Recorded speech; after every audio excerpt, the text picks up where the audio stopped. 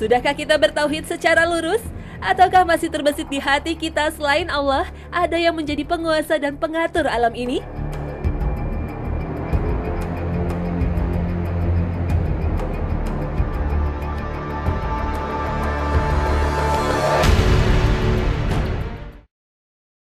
Bismillahirrahmanirrahim. Qul huwallahu ahad, Allahus samad, lam yalid wa lam yulad, wa lam yakul lahu kufuwan ahad.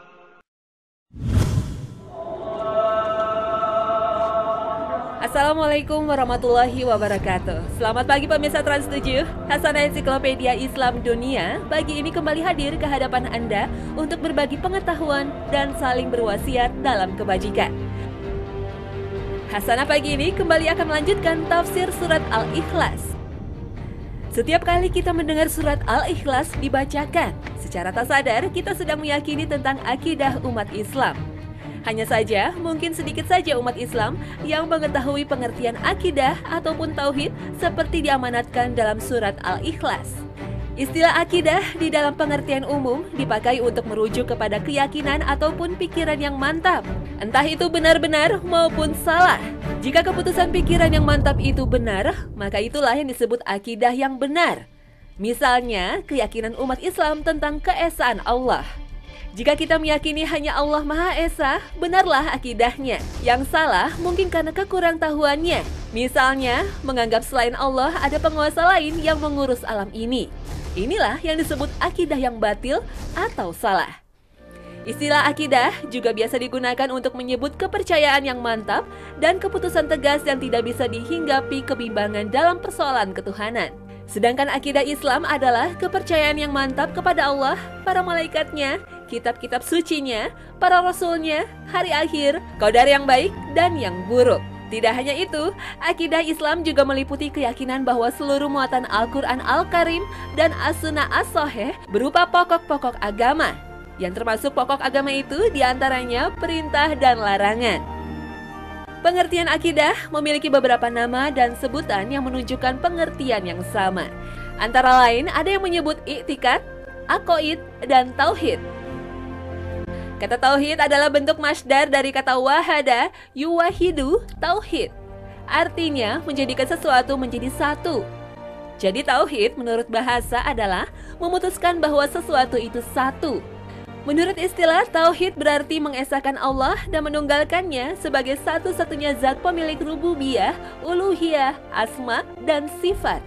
Nah, ilmu akidah disebut tauhid karena tauhid adalah materi bahasa utama sebagai bentuk generalisasi. Secara istilah syar'i, makna tauhid adalah menjadikan Allah sebagai satu-satunya sesembahan yang benar dengan segala kekhususannya. Dari makna ini saja kita segera sadar ternyata banyak yang dijadikan sesembahan oleh manusia. Bisa jadi berupa malaikat, para nabi, orang-orang soleh. Seseorang yang bertauhid pasti hanya akan menjadikan Allah sebagai satu-satunya sesembahan saja. Tidak ada yang lain. Entah sudah berapa triliunan jumlah manusia yang pernah hidup di dunia ini. Sejak Nabi Adam hingga kiamat nanti, semua manusia sebenarnya punya kewajiban yang sama, yakni mentauhidkan Allah. Makanya, semua manusia wajib meyakini hanya Allah lah yang berhak disembah dan diibadahi. Dalam Al-Quran Surah Az-Zariyat ayat 56, Allah Ta'ala berfirman, وَمَا خَلَقْتُ الْجِنَّ وَالْإِنسَ إِلَّا لِيَعْبُدُونَ. Dan tidaklah aku menciptakan jin dan manusia, melainkan supaya mereka menyembahku.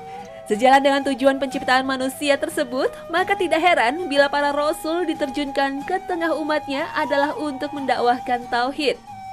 Setiap kurun waktu ada syirik menimpa dunia, maka Allah menurunkan rasulnya untuk mengembalikan kepada tauhid yang benar. Allah Ta'ala berfirman, sungguh telah kami utus kepada setiap umat seorang rasul yang mengajak, sembahlah Allah dan tinggalkanlah tauhid. Surat An-Nahl ayat 36. Tauhid adalah sesembahan selain Allah. Allah Ta'ala di ayat An-Nahl tadi menyebutkan bahwa semua manusia, kapanpun zaman hidupnya, setiap syirik melanda, senantiasa Allah mengutus dalam umat tersebut seorang Rasul.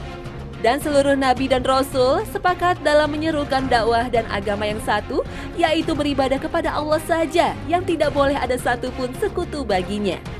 Beribadah hanya kepada Allah dan mengingkari tauhid, itulah hakikat makna tauhid.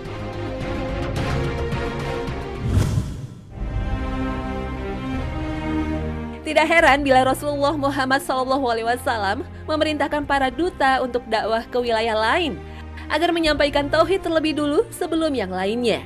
Satu riwayat yang masyhur dalam sejarah penyebaran Islam adalah tatkala Nabi mengirim juru dakwah ke Yaman, yakni Mu'adz bin Jabal.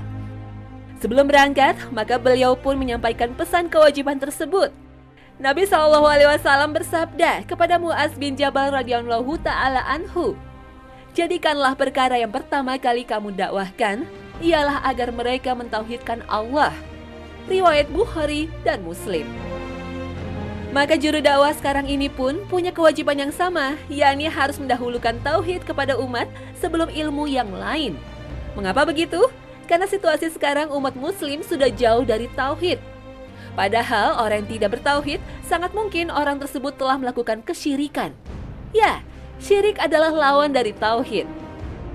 Padahal bila umat terjerumus dalam kesyirikan, maka neraka telah menjadi ancamannya. Allah berfirman, Inna Allah la yaghfiru an yushraka bihi wa yaghfiru ma duna dhalika liman yasha' wa man yushrik billahi faqad dhalla dhalalan ba'ida. Sesungguhnya Allah tidak mengampuni dosa syirik, dan Allah mengampuni dosa selain itu bagi orang-orang yang Dia kehendaki. Surat An-Nisa ayat 116. Dengan terus mengingatkan agar umat bertauhid dan menjauh dari syirik, maka juru dakwah telah membebaskan umat dari ancaman neraka. Benar, syirik adalah larangan terbesar yang harus dijauhi umat muslim. Karena itu, meneguhkan tauhid di dalam hati menjadi kewajiban yang terbesar pula bagi setiap muslim. Allah sendiri yang menyebutkan kewajiban ini sebelum kewajiban lainnya. Kewajiban itu pula yang harus ditunaikan oleh hamba semua umat Islam. Allah Ta'ala berfirman, "Sembahlah Allah dan janganlah kamu menyekutukannya dengan sesuatu apapun, dan berbuat baiklah pada kedua orang tua." Surat An-Nisa ayat 36. Dari ayat An-Nisa 36 tadi, kita bisa mengetahui bahwa manusia wajib mendahulukan Allah, baru kemudian orang tua. Tauhid menjadi kewajiban ini lebih wajib daripada semua kewajiban. Bahkan lebih wajib daripada berbakti kepada orang tua. Bahkan seandainya orang tua memaksa anaknya untuk berbuat syirik, maka tidak boleh ditaati. Allah berfirman, "Dan jika keduanya orang tua memaksamu untuk mempersekutukan aku dengan sesuatu yang tidak ada pengetahuanmu tentang itu, maka janganlah kamu mengikuti keduanya." Surat Luqman ayat 15.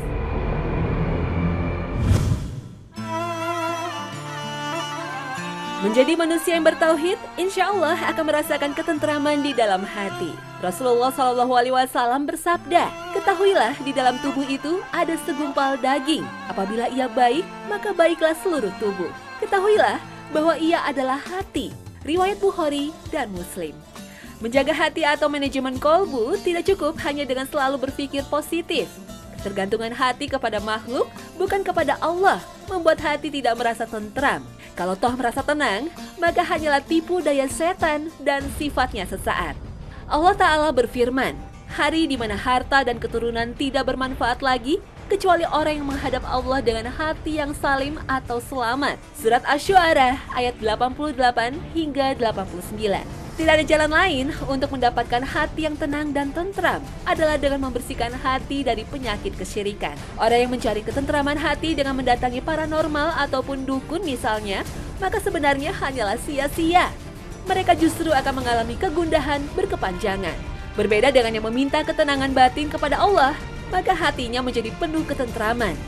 Ini terkait erat dengan hak Allah yang harus ditunaikan oleh kaum muslimin. Rasulullah SAW bersabda, Hak Allah yang harus ditunaikan hamba yaitu mereka menyembahnya dan tidak menyekutukannya dengan sesuatu apapun. Riwayat Bukhari dan Muslim. Menyembah Allah dan tidak menyekutukan Allah artinya mentauhidkan Allah dalam beribadah. Tidak boleh menyekutukan Allah dengan sesuatu apapun dalam beribadah. Semua muslim wajib membersihkan diri dari syirik dalam ibadah. Ibadah di sini meliputi doa, salat, nazar, kurban, rasa takut, istighosah, atau minta pertolongan dan sebagainya. Ibadah ini harus ditujukan hanya kepada Allah semata, tidak selainnya. Orang Islam yang tidak membersihkan diri dari syirik, maka belumlah bisa dikatakan sebagai orang yang beribadah kepada Allah saja. Ibadah adalah hak Allah semata, baik dalam jenis ibadah, tata cara, jumlah dan waktunya, semua telah dijelaskan Nabi Muhammad SAW. Semua ibadah tak boleh disandarkan kepada selain Allah. Maka barang siapa menyerahkan ibadah kepada selain Allah, maka berhati-hatilah, karena akan tergelincir berbuat syirik.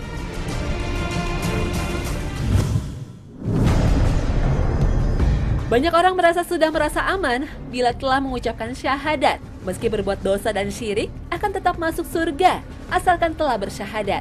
Memang benar, Allah menjamin siapapun yang di dalam hatinya masih meyakini tidak ada Tuhan yang wajib disembah selain Allah, dan meyakini Nabi Muhammad sebagai Rasul Allah akan masuk surga.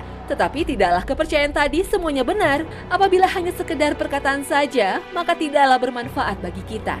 Ucapan harus diyakini dengan hati dan diwujudkan dalam perbuatan. Jika kita tidak memahami dan mengamalkan makna syahadat, juga akan sia-sia belaka. Perhatikan saja, kaum munafik juga mengatakan kalimat tersebut. Mereka juga sholat, puasa, mengeluarkan zakat, dan pergi haji seperti kaum muslimin yang lainnya. Akan tetapi, kaum munafik justru ditetapkan pada jurang neraka yang paling dasar. Allah berfirman, Innal munafiqina fid darkil asfali minan nari wa lan tajida lahum nasira. Sesungguhnya orang-orang munafik itu ditempatkan pada tingkatan yang paling bawah dari neraka, dan kamu sekali-kali tidak akan mendapat seorang penolong pun bagi mereka. Al-Quran Surat An-Nisa ayat 145. Semua manusia akan menemui ajal, tidak peduli pangkat dan jabatan. Di alam kubur, semua akan mendapatkan pertanyaan yang sama dari malaikat. Yang pandai di dunia bukan jaminan lulus di depan malaikat. Apa yang menyebabkan mereka tidak bisa menjawab 3 pertanyaan yang mudah dari malaikat? Pertanyaan itu adalah siapa Robmu, apa agamamu, dan siapa nabimu. Jawaban mereka adalah sebagaimana yang disabdakan oleh Nabi SAW. Hah? Aku tidak tahu. Aku mendengar orang mengatakan sesuatu, kemudian aku mengatakan hal tersebut. Pertanyaannya memang mudah, tetapi menjawabnya sangatlah sulit. Karena hati manusia di akhirat merupakan hasil dari perbuatannya di dunia. Jika di dunia dia meremehkan agamanya, maka dia tidak akan bisa mengatakan bahwa agamanya adalah Islam. Sekarang, apa makna syahadat yang harus kita amalkan? Makna kalimat syahadat, la ilaha illallah, tidak cukup diyakini sebagai tidak ada Tuhan selain Allah. Makna kalimat syahadat tersebut bukanlah pengakuan bahwa Allah adalah pencipta, pemberi rezeki, dan pengatur seluruh alam semesta ini saja. Karena orang Yahudi dan agama lain juga mengakuinya.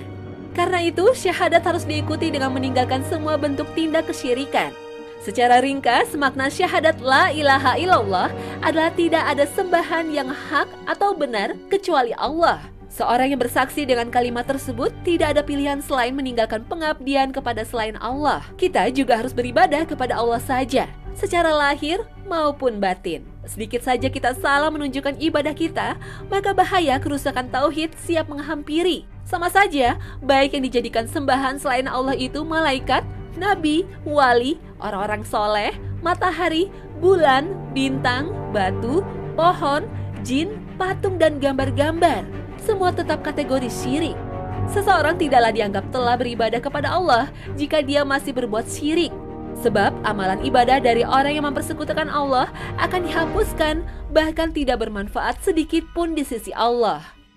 وَلَقَدْ أُوحِيَ إِلَيْكَ وَإِلَى الَّذِينَ مِن قَبْلِكَ لَئِنْ أَشْرَكْتَ ليحبطن عملك ولتكونن من الخاسرين. Dan sesungguhnya telah diwahyukan kepadamu dan kepada orang-orang sebelummu, jika kamu mempersekutukan Allah, niscaya akan hapuslah amalmu dan tentulah kamu termasuk orang-orang yang merugi. Al-Quran Surat Az-Zumar ayat 65. Bisa kita simpulkan, tauhid adalah menunggalkan Allah dalam peribadatan. Maka syirik dalam bentuk dan sekecil apapun dapat membatalkan tauhid. Tidak heran bila Allah memastikan pelanggaran tauhid merupakan keharaman yang terbesar. قُلْ تَعَالَوْا أَتْلُ مَا حَرَّمَ رَبُّكُمْ عَلَيْكُمْ أَلَّا تُشْرِكُوا بِهِ شَيْئًا. Katakanlah, marilah kubacakan apa yang diharamkan atas kamu oleh Tuhanmu, yaitu janganlah kamu mempersekutukan suatu apapun dengan Dia, dan berbuat baiklah kepada kedua orang tua. Al-Quran Surat Al-An'am ayat 151. Di ayat tadi Allah mendahulukan penyebutan pengharaman syirik sebelum yang lainnya, karena keharaman syirik adalah yang terbesar.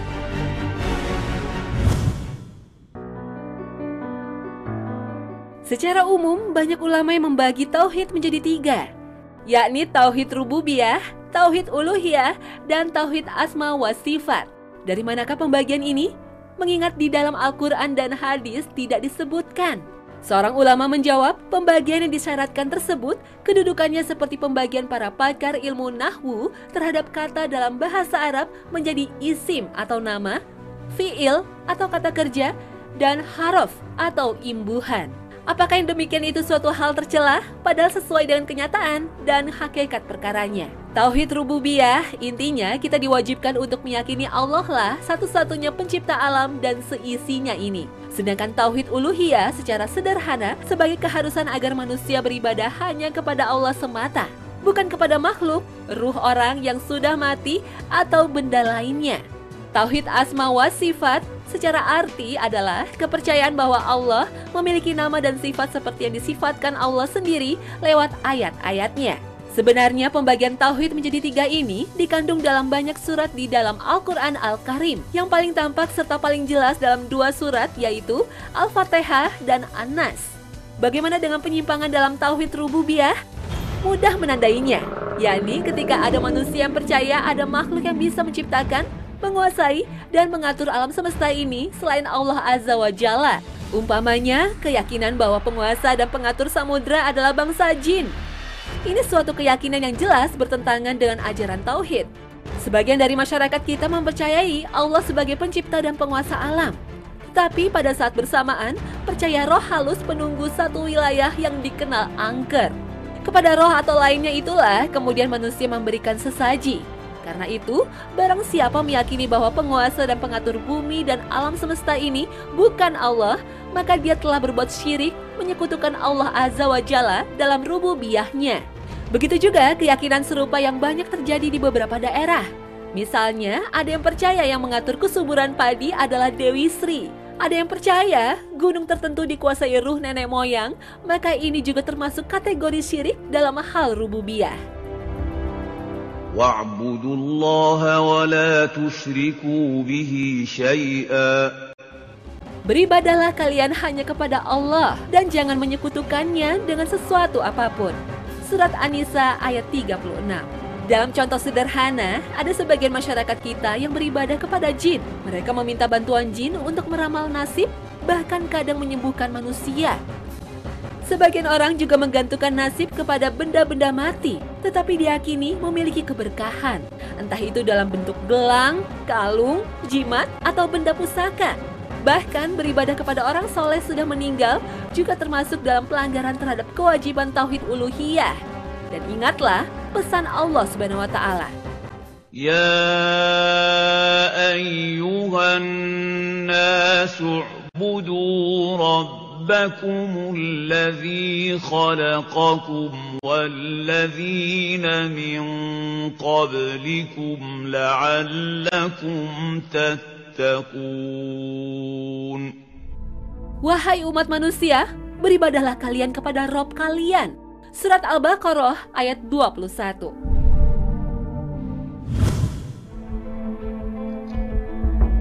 Tauhid al-asma wa asyifat adalah keyakinan bahwa Allah Azza wa Jalla memiliki nama-nama yang indah atau asmaul husna dan sifat-sifat mulia yang sesuai dengan keagungan dan kemuliaannya. Nama dan sifat itu harus kita yakini sebagaimana yang Allah Azza wa Jalla beritakan dalam Al-Quran atau yang disampaikan Rasulullah SAW dalam hadis-hadisnya yang sahih.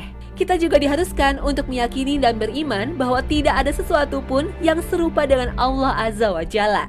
Banyak ayat Al-Quran yang menunjukkan tauhid ini firman Allah Azza wa Jalla, surat Al-A'raf ayat 180. Hanya milik Allah al-asma'ul husna, maka berdoalah kalian kepadanya dengan menyebutnya, atau al-asma'ul husna, dan tinggalkanlah orang-orang yang menyimpang dari kebenaran dalam mengimani nama-namanya. Nanti mereka akan mendapatkan balasan terhadap apa yang telah mereka kerjakan. Hanya saja, masih ada umat Islam yang tidak meyakini Allah memiliki sifat-sifat yang sempurna. Ada juga manusia yang menyerupakan sifat-sifat Allah dengan sifat-sifat makhluknya. Hal ini jelas terlarang. Allah Azza wa Jalla telah berfirman di surat Asy-Syura ayat 11. Tidak ada sesuatu pun yang menyerupai Allah dan Dia Maha mendengar lagi Maha melihat. Allah telah menjelaskan sendiri tidak ada yang menyerupai. Yang terjadi, sebagian umat Islam justru meyakini Allah memiliki sifat seperti makhluk. Yang benar, kita meyakini asma wa sifat Allah adalah dengan cara mengimani nama dan sifat Allah yang telah disebutkan Al-Quran dan hadis yang sahih. Kita tidak perlu melakukan tahrif atau pengubahan, taktil atau pengingkaran, takyif atau bertanya bagaimana, maupun tamsil, penyerupaan dengan makhluk. Misalnya, meyakini Allah berada di mana-mana, padahal di dalam Al-Quran sudah dijelaskan Allah berada di atas arsy. Setelah mengetahui 3 jenis tauhid, maka kewajiban kita untuk belajar memurnikan tauhid. Cara terbaik menjaga tauhid tidak ada lain dengan cara menjauhi perbuatan syirik. Sekarang ini, banyak orang yang menyerukan untuk persatuan umat Islam. Dengan persatuan itu, dipercaya umat Islam akan bangkit berjaya kembali. Memang, persatuan umat atau ukhuwah di antara umat Islam sangatlah penting. Tetapi, jika persatuan dalam banyak perbedaan, maka akan sulit akan terwujud. Salah satu yang terbukti telah mampu menyatukan umat Islam adalah tauhid. Justru dengan tauhid itulah, Islam pernah berada di puncak kejayaan.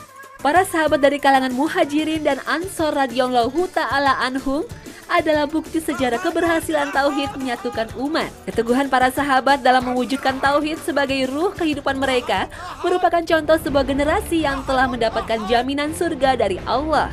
Tidak hanya itu, tauhidlah yang telah mendorong mereka meraih kemenangan dalam berbagai medan pertempuran. Di zaman mereka lah banyak negeri takluk dan ingin hidup di bawah naungan Islam.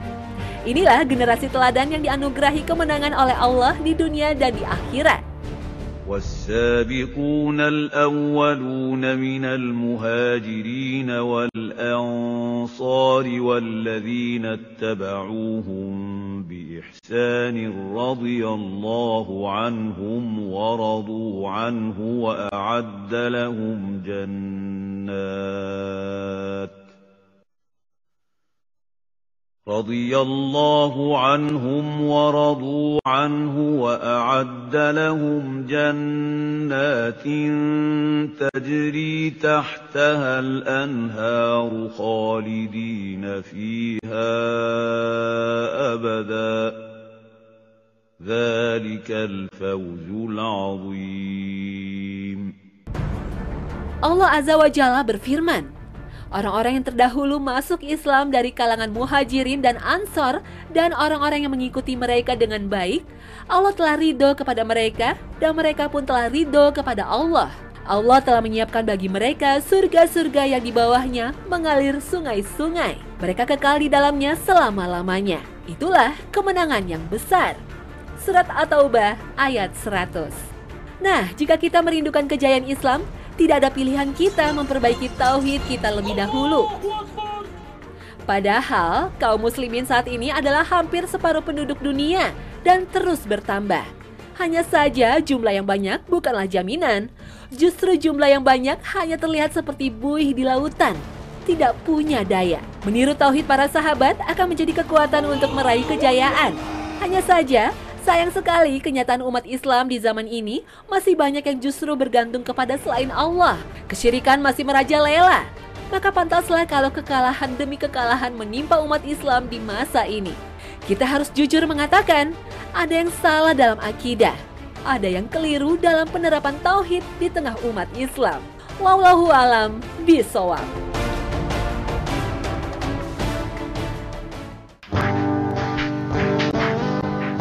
Nah pemirsa, inilah hakikat tauhid yang harus menjadi pegangan kita. Mudah-mudahan tema ini menjadi pengingat bagi kita, sekaligus insya Allah akan memberi manfaat dan menambah keimanan kita. Terima kasih atas kebersamaan Anda, dan wassalamualaikum warahmatullahi wabarakatuh.